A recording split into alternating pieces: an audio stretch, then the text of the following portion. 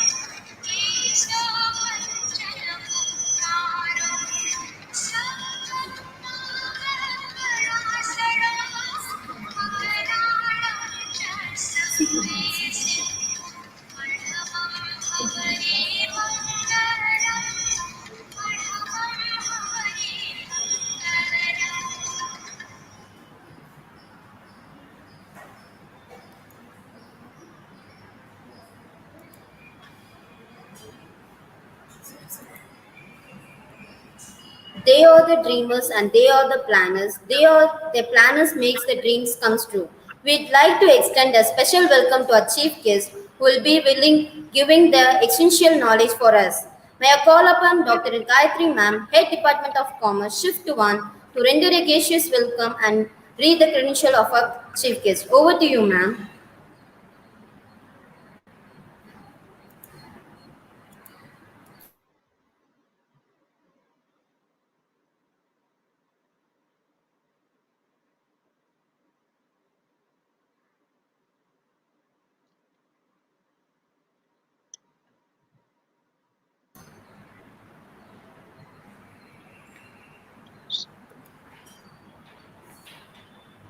Yes, thank you, Uncle.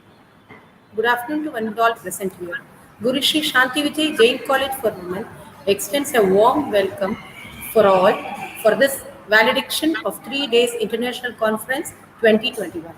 Conference is a gathering of people who singly can do nothing but together can decide that nothing can be done. It is a glorious moment to extend a warm welcome to our eminent and distinguished guest, Dr. S. Sendil Kumar, Associate Professor in Finance and Management, Skyline University, Nigeria.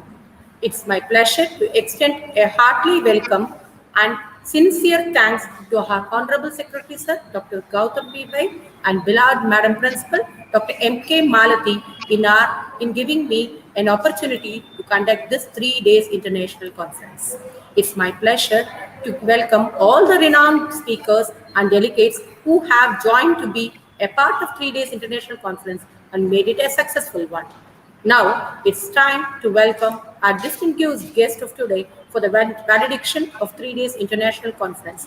Yes, it's Dr. Sendil Kumar Sir, Associate Professor in Finance and Management, Skyline University, Nigeria, on our list. Dr. S. Sendil Kumar Sir, currently working as an Associate Professor in Finance and Management, Skyline University, Nigeria. His qualifications are MBA, MCom, MS, and PhD. He has a rich experience in teaching and academics of over 19 years. He has published 58 papers, publications in national and international journals and proceedings. He has authored 4 books in research methodology, corporate finance, Principles of Accounting, and Business Policy and Strategic Management. Participated and presented 62 papers in national and international seminars and conferences. He acted as a resource person and guest lectured around 25 programs. He guided masters and PhDs. He got authorized guideship for PhDs and MPhil from India and many foreign universities, and such as Annamalai University, Karpagam University, Bardiyar University, Periyar University, and Bahirdar University, Ethiopia.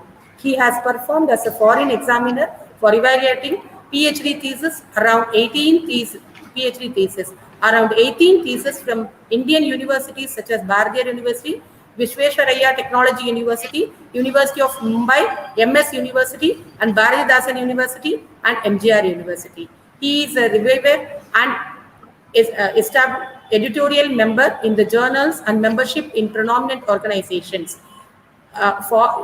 Organization. He has been a member and reviewer for Indian Journal and Commerce and Management Studies, Journal of Management Science, International Journal of Multidisciplinary Research Academy, reviewer, European Scientific Journal,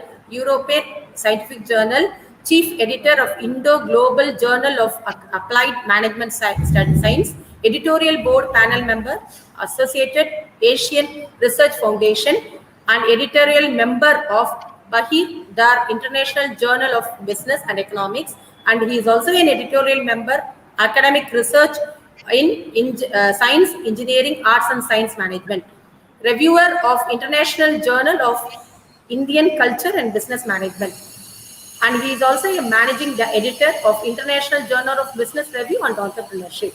We are extremely honored to have you in our midst, sir, and we are proud to have you, sir, as a guest. Welcome, sir. Thank you, madam. Thank you. Madam, may I start?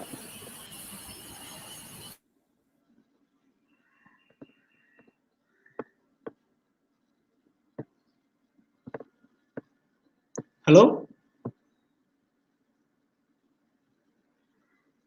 Hello, madam. Can you hear my voice? Yes, sir. Yes, sir. May I start? Yeah, yes, sir. Okay, good morning, one and all.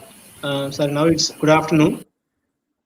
It's my pleasure and happy to give a valedictory session for the wonderful 3 days conference. I think this title is currently suitable for not only India, for also the global economy. The title, The Global Economic Outlook During COVID-19 Pandemic Changed the World. It's a suitable and right title for the current situation. And past 3 years, many guests, they have covered core areas of business and commerce, such as banking sector outlook, then human resource management challenges and prospects for the future, then production and operation management, and the total quality management, and the new upcoming innovation and invention strategies for growing business sector. So wonderful. I think this is a keen effort taken by GSS College for Jain College for Women. Really, I want to congratulate the organizers and management for taking this wonderful effort to just being an open eye for MSME and other growing sectors. So really, I'm happy to be one among with you for giving the validity session. So I'm not going to give anything special to you. Maybe you'll be knowing about more about from the medias. Just I collected few informations. Being the title is related to global arena, so I'm focusing on the world business and just small comparison with where India stand when we compare to the global economy. Let me have a small overview of introductions about your conference, because being now we are in pandemic, now slowly we are recovering from our uncertainties. Really this coronavirus shake our global economy in a very big and massive scale, where our GDP is going down, and still including India, some of the countries they are in minus. So I think in the future slowly now they are recovering by adopting a lot of new strategies both in Ministry of Finance, Commerce and Trade. So definitely next by couple of years they are going to have a wonderful GDP, and they are going to be a good development in our economy, so that all our domestic productions as well as the central and state government engaged sectors will have a growth in next coming years. And now this just I want to highlight the current situations in the global, like the world is scrambling hard to come back, and it is really challenging for all of them. Even the developed countries also facing a lot of problem in these situations, because employees and employer, both of them were facing problems in case of maintaining their working capital, business, and global trade, especially with uh, fiscal policy and monetary policy also get affected. And even the consumer behavior also have a new turn, because after this pandemic, because whatever business you take, first we will be the entrepreneurs, mostly they will be giving more importance for physical arrangements of their sales showroom, commercial point, and location of the industries. Now the trend has been changed. People are giving more importance for online, and also this web-based business become more famous, and it is giving more turn for new business. So now this idle capital what they are investing for physical fitness of the companies, no need to waste that amount. They can straight away go for sales through online, and e-commerce plays a vital role for the young growing industries. So this is a lesson what we learned from this pandemic. So the young new business or the existing business has to learn the technology of, because technology not only entered in production and operation system, but also in marketing and sales point, this technology plays a vital role. So now more or less the whole world populations got educated, and they are well versed through internet operations. So the only channel for marketing their surplus is through online. So this will be giving more impact for both seller and buyer's point of view. And this journey will take to the international platform to showcase their new arrivals and new products. And this is a golden opportunity for the business to use of this online platform, because business cannot able to continue with their old technology or old pattern of strategies where they can able to catch the customers. Now it's time for them to turn. So and moreover, this especially this pandemic, we have to convert this challenging or the hazard into an opportunity for the new business. So no, here it is not an ordinary recovery. It will take extraordinary steps, and moreover, it is a combined effort from concerned government as well as from the industrial and corporate. So only by joining hands of both the thing, it can able to win this pandemic.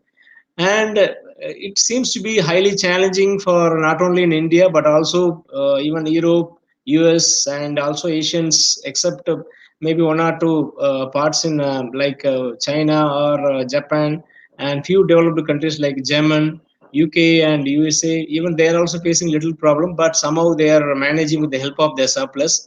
And a study from KPMG, they have made one study how much time it will take to recover our economy, especially on GDP point of view, and they want to make all industries to be operated.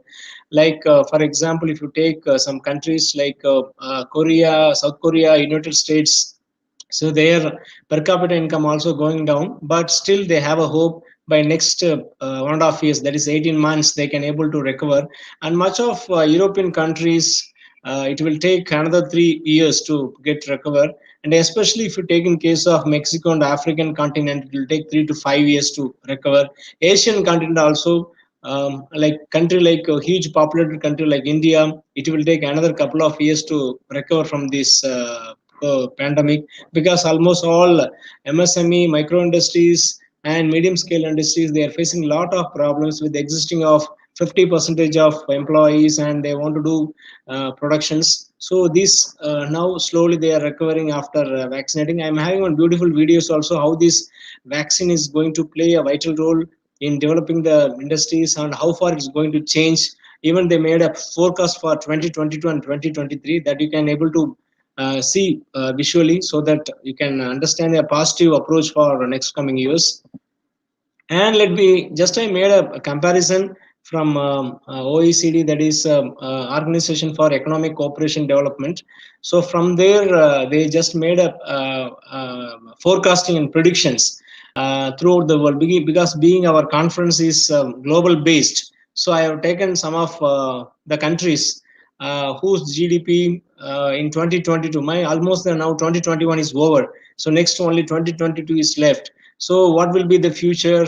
And some of the countries, they have beautiful futures. See, for example, if you take in case of from Australia, the currently 2021 they have maybe 5.1, and in future they are expecting 3.4 only. That means still they are going down, but not bad. Now it's going. Let me come to the point of India.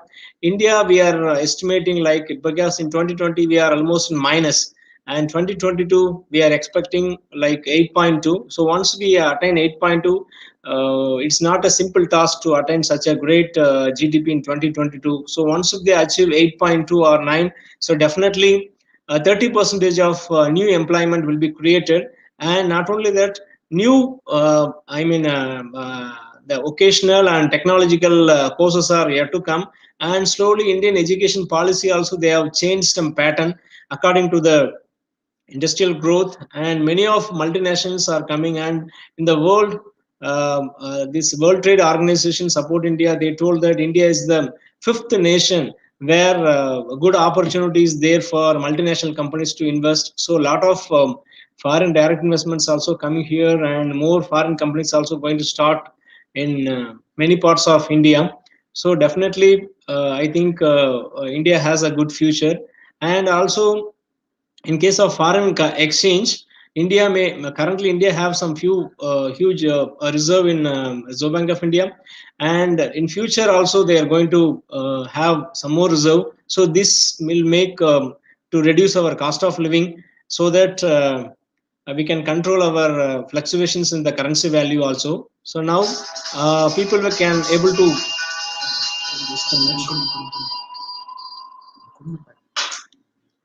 now, I think the viewers can able to compare different countries' future forecast for 2022, how they are going to make effort. So just this is a comparison. You can see this one. And now, currently, I want to say some few things about the global trade. So now the global trade is a lot of piracy is going on, because now the trend is not giving that much of importance for research and development.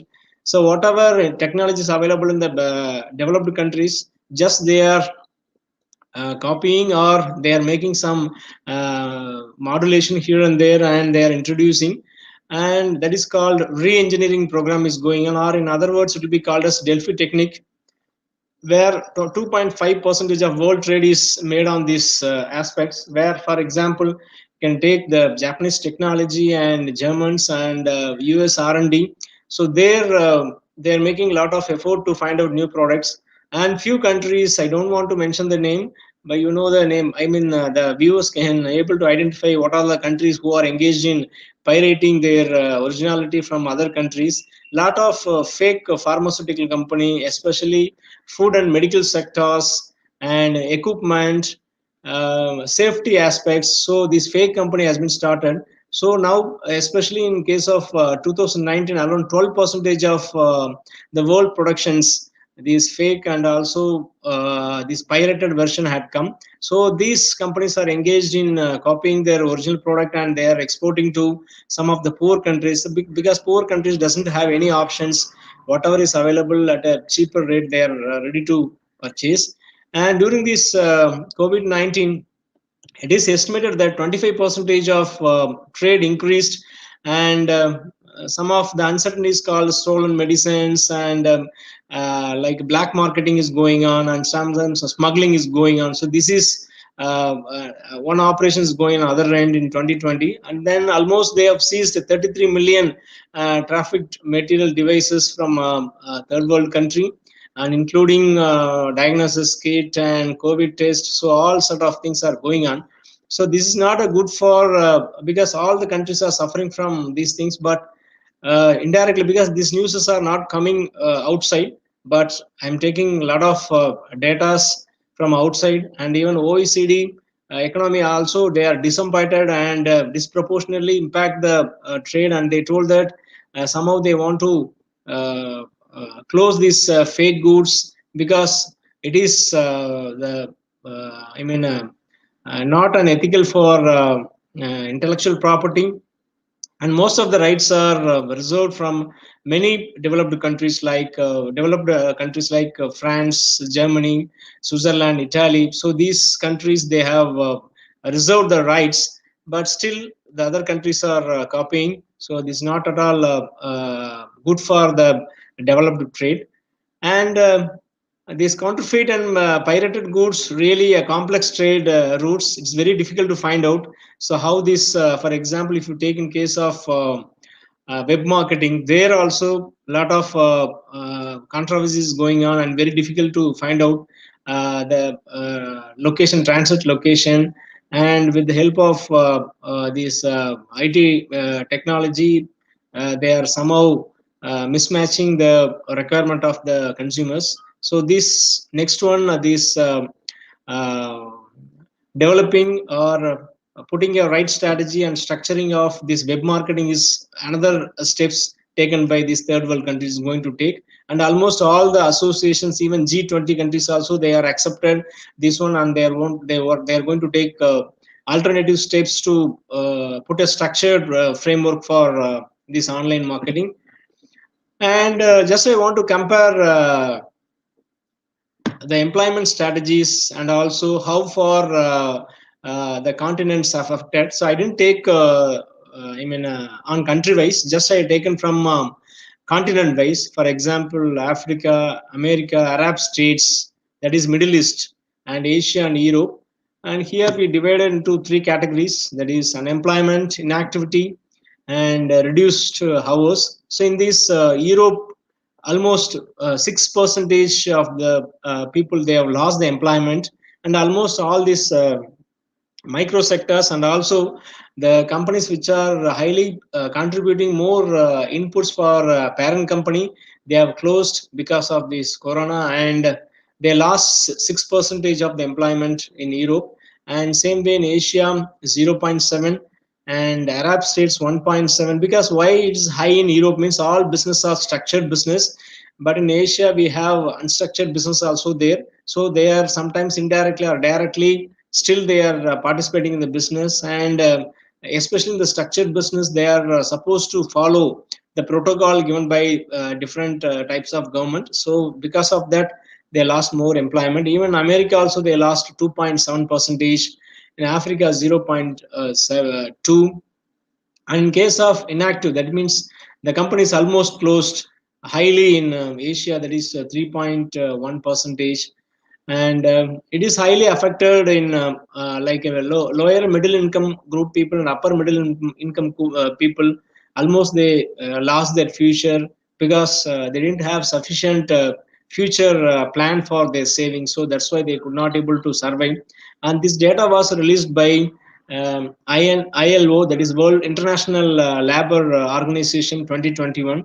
So this ILO they have released this data, and in this they have reduced almost 14 to 6 percentage, 6 percentage to 14 percentage of their working hours. So because of this, the companies are under productions, even though they got huge trade and other support from different countries, they could not able to satisfy their demand because of supporting companies are closed, reduced working hours, 50% of employment. So all these problems makes high inflations. Even the normal commodity also almost not only in India, I mean in other countries also, almost the cost of production is getting increased by 40 percentage, and people are really suffering for purchasing these goods because day by day their surplus savings everything is going out. So really this is a pathetic conditions. And this IMF International Monetary Fund also projected the government physical deficit related to GDP because of this pandemic.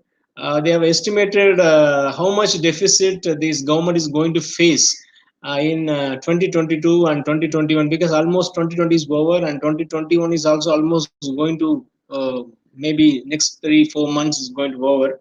But in future, just they made a comparison for 2022. 2022, even the United States also, they are going to have, because in the history of United States, they never have such a big deficit. Now they have 6.1 percentage.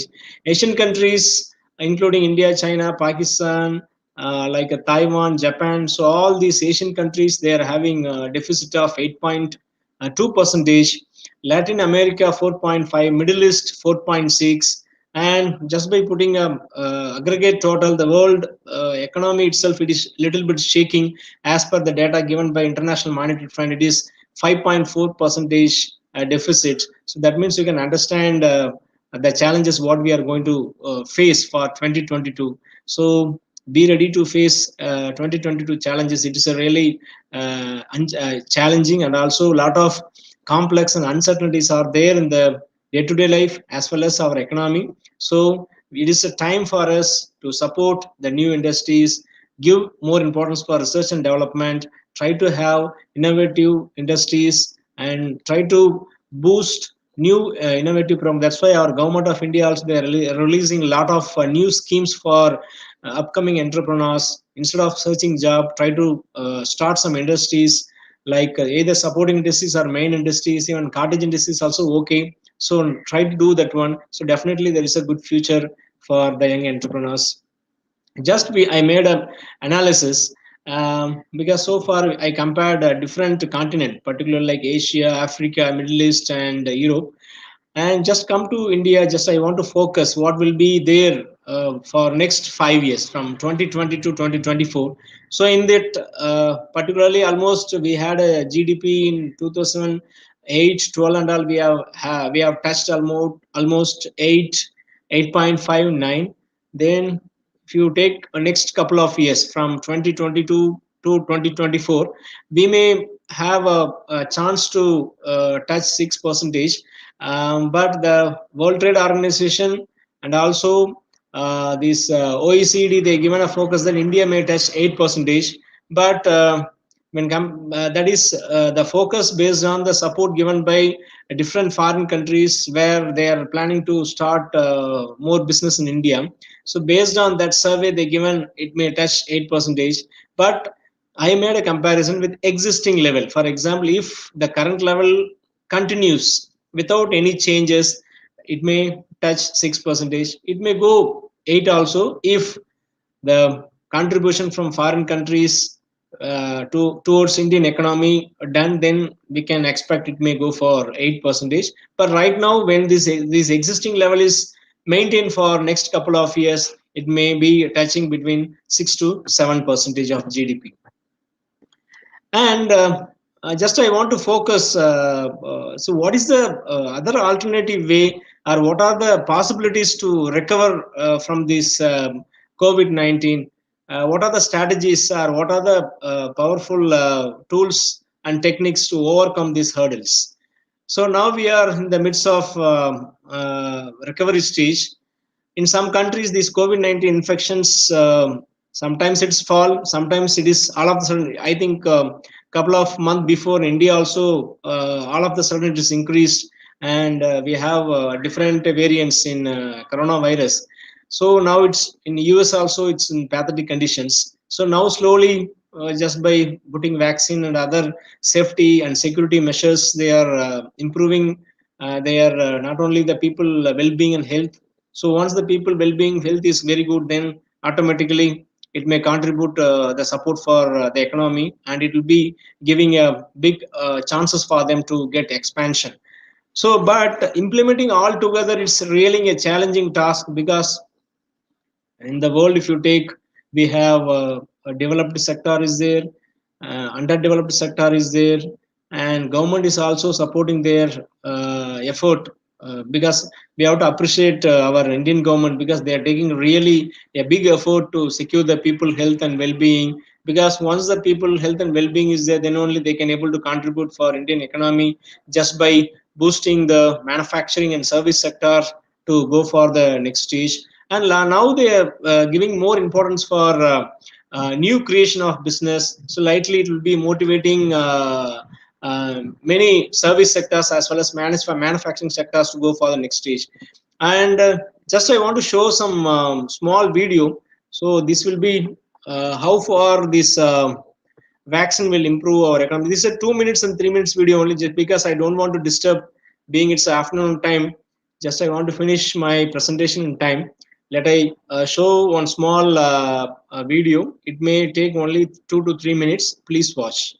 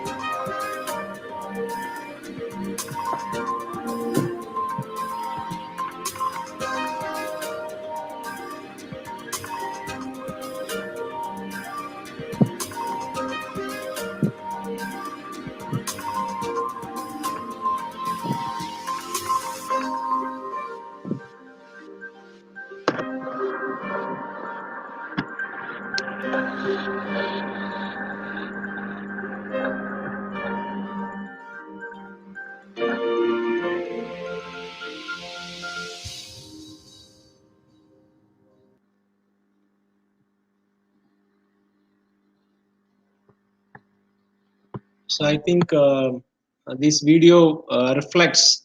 I think we have seen different countries, top countries who are very strong in economy.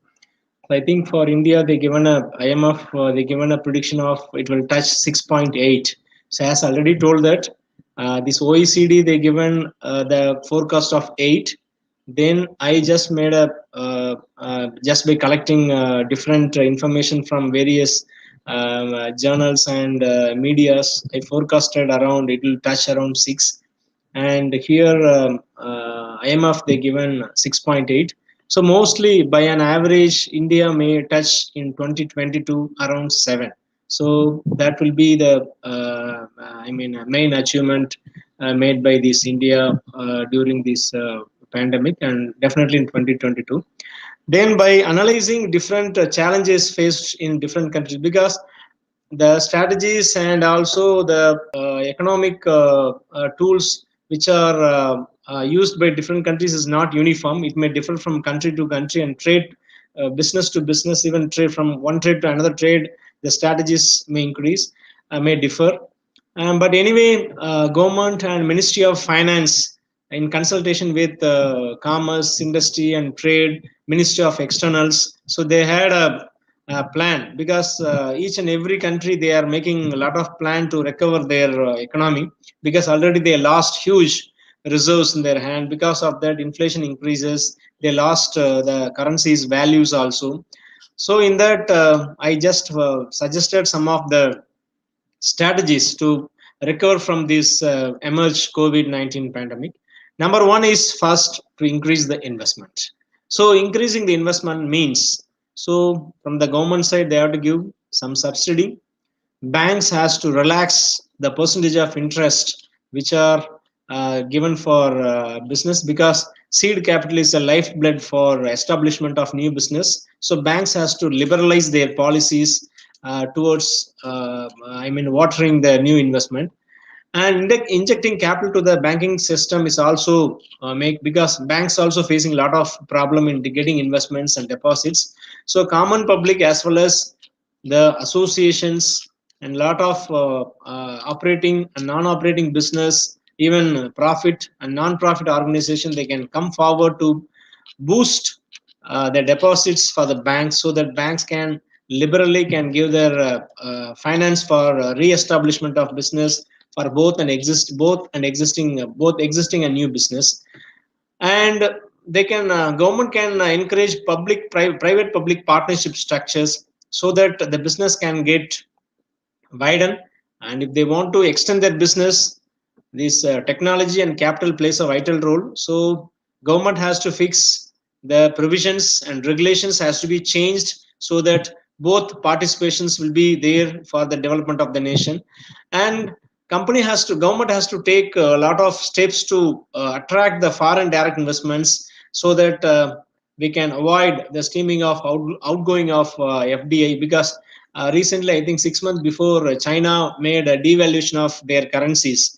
Because of devaluation, given the foreign company wants to go out of their country, they are supposed to pay more for their nations. So in order to avoid such a thing, they can encourage more foreign investments, so that the existing foreign companies also, they may not plan for going out, rather than they will be planning for a new business or additional business. And second one is, company has to take more importance for increasing their revenue, because only profit maximization makes more investment in shares, securities, bonds. And also government has to take facilitations for heavy infrastructure development and facilitates, and they have to give importance for climate retrofitting also, they have to give more importance. So this also plays a vital role for capturing and also keeping the investors in the company for a long time.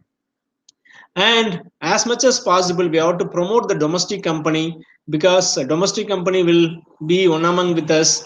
And they can able to give more employment opportunities, and they will be giving a standard or quality check made by different associations, which will motivate them to go for a global trade and reduce imports.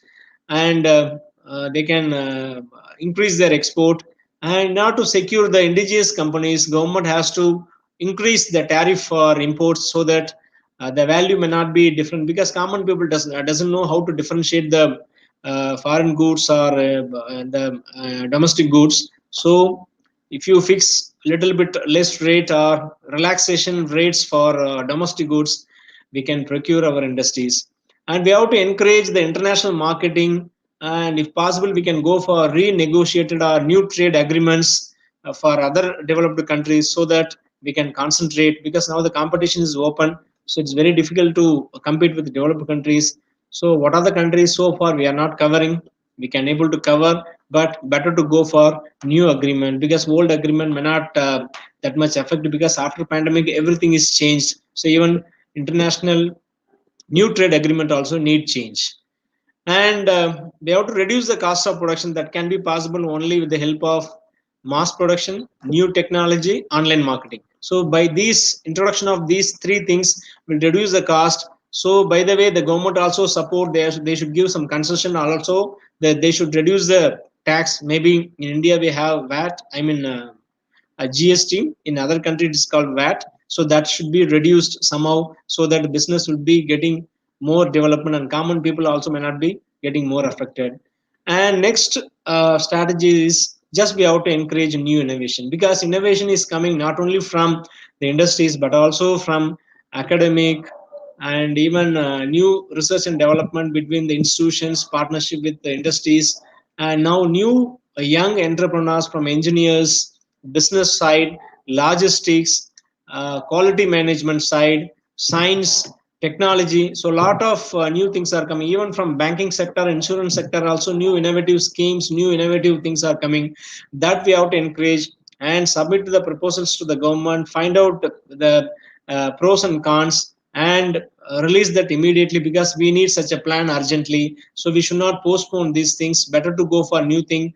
Then only we need the urgent policies to recover our economy, and create. We have to create a strong, stable economy, especially with intellectual property protections. This because already World Trade Organization little bit worried about this pirated version, so that we have to submit a lot of patents to procure our intellectual property protections, and we have to support the workforce readiness, because nowadays people are just they are getting educated skill. We have to prepare, or we have to make them to get updated skills, because only the skills can able to make them to get a good performance in the industries. So both intellectual skill, operating skill, administrative skill, so all sort of things which should be imposed in school level, college level, or even masters level, so that they could not able, they won't face lot of problems when they go for industries, or when they go for work. And one more thing is opportunities and challenging for the government. So implementing these things is really challenging, but there is no other alternative way. So once if they implement, definitely they can get good results. Particularly, the government has to get investment from local, because once if you get, because more or less we are interested in foreign investment also. Foreign investment is highly helpful for development of multinational companies, but still we should give importance for local investment also, so that the fund flow and also the fluctuations can be maintained stable in the country. We once if you encourage local investors, and we have to identify and support some of the industries which are highly directly involved for economic recovery. So such industries we have to focus, because some of the goods are FMCG product or consumer oriented product, industrial support units. So such industries we have to select, and we have to give more boosting program from the government side, so that they will get more customers and also more business for them. And we have to promote domestic spending through cash transfers. So this will make the people to get satisfied, and flow of funds also will be little bit flexible in the country. And more or less, we have to, it is the duty of the government, both central and state government, to protect the local business from foreign competitors, because foreign competitors are putting huge mass investments which the local business cannot able to face. So it is the duty of the central and state government to procure such industries. So once if they do, definitely they can able to compete one day the foreign companies. And we have to safeguard the industries which are vital national securities. And even though we have different boards and also associations for promoting exports, still the government has to come directly, getting samples from either maybe the small scale industries or medium scale, large scale, get samples, test in the quality management. If it is eligible for exports, government has to take guidelines from the various governing board members, and they can implement, because some of the industries they are doing their level best, and their product is definitely it's outstanding, but still they could not able to get opportunity for the global business. So that can be arranged through Ministry of Commerce or external trade. They have to make arrangement, so that they also will get good future, and Indian foreign reserves also will going to increase. So these are the few strategies we need urgently to be implemented, so that the recovery from our negative to positive of GDP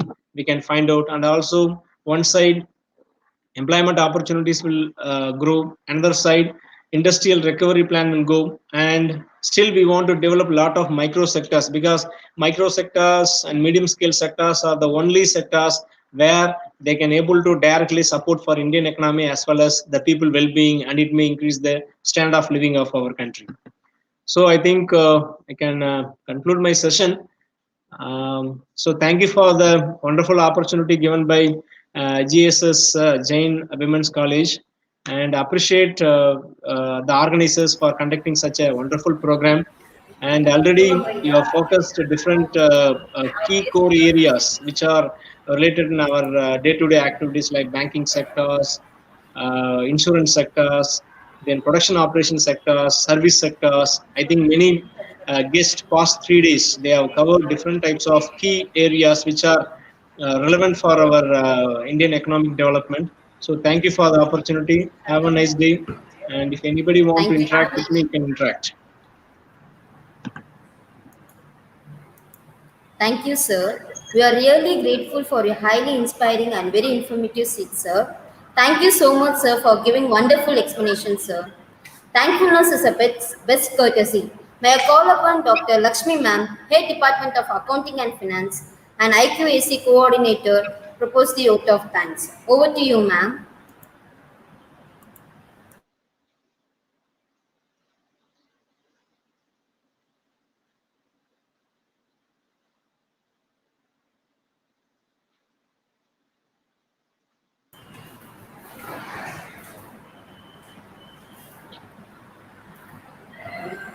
Students, participants, any interaction, any questions?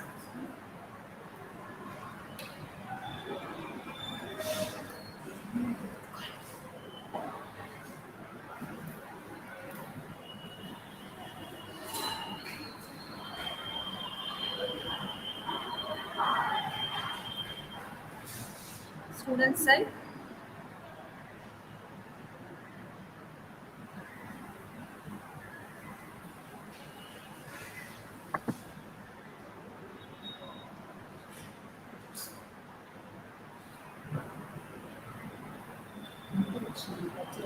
We'll move on to the last session of the day. I admit a great pleasure and privilege in proposing the vote of thanks for this 3 days international conference on the theme the global economic outlook during pandemic, a changed world. So we are expecting every changes in all the moments. So it's my turn. I thank our chief guest of the day, Dr. Sendil Kumar Sir, Associate Professor, Department of Financial and Management, Skyline University, Nigeria. It's my let be the first thank Almighty God who has given the power in enlightening the energy in conducting this conference. I express my heartful thanks to our Honorable Secretary Sir, Dr. Gautam P. Ved, and our Honorable Principal Madam Dr. N.K. Malati in behind us in all our endeavors. Thank you, ma'am, and thank you, sir. I thank all the chief guests and the guest of honor for spending their valuable time with us for this 3 days international conference. I also thank all the personalities who contribute their research work for the successful completion of this 3 days international conference. It's my duty and it's my honor to announce the prize winners of the day. So we have conducted 4 technical sessions. So we are selecting one best paper from the student side and one faculty paper, best paper from the faculty side. So it was conducted with the 4 technical sessions. I am just listing out all the prize winners now. Best paper award has been given to all the paper award has been selected by the juries and it has been given by the jury panel. I am just giving a names now. Technical session 1, challenges in banking sector and post-COVID. The students winner is TSR Vijay Priya, research scholar, KG College of Arts and Science, Coimbatore. From the staff side, Dr. D. Lakshmi, Associate Professor, Department of Corporate Secretariatship, DRBCC, Hindu College. For technical session 2, business and work in post-pandemic future. The prize winners are G. Sai Devi, ACS, Institute of Company Secretariatship, India. Then faculty team is Ms. A. Jeevita, Assistant Professor, Department of Commerce, the Women's Christian College, Chennai. And for technical session 3, the best paper student team, Kirtika M. and Manisha Tappa. For third BCom B, GSSJC College for Women. And faculty team is Ms. Vati Krishna, Department of Management Studies, Kannur University, Kerala, and Dr. Sasidharan, Associate Professor, GPM Government College, Kerala. For the technical session 4, Human Resources Management facing COVID-19, the students prize winner is Ms. Neha Karthikeyan, Research Scholar, Department of Commerce, DG Vaishnav College, Chennai, and the faculty team is Dr. Arun Kumar, Director of Arun Academy, Chennai. Thank you once again for all the participants, all the prize winners, and the guest of the today's guest, Sir Dr. Sendil Kumar, sir. Thank you so much, sir.